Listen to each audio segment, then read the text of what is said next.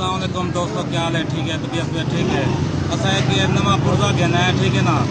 तरबूज को टाकी लावन वास्ते माशाल्लाह ये तो सब बना सकते हो, वो आसान है, टाकी ला सकते हो। वीडियो पूरी देखो तो आप समझ आ सकती मैं टाकी लावनी देना मैं पैक गिनना स्टील का भी कोई मैं मोट ला देवनी मुँह तो बाद तुसा इवें रख के ना को घुमे सो यही मैं ठीक है घुमावना चले मैं घुमा देना है वाले कोई मैं उत्ते ला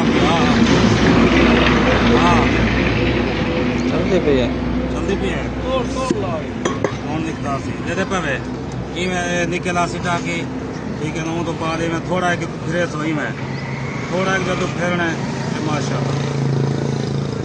ये टाके निकल आई ये नवा पुर्जा करना है सबसे टाकी लावन वास्ते ला ले भाई ला ले वो भी हेलो छुरी खत्म छुरी खत्म हाथ का पीस नवा पुर्जा है ये वाली को वेची में पा हाथ दी बच्चा साईं ए ओके करो कामयाब तरीका करो साईं एकदम भाई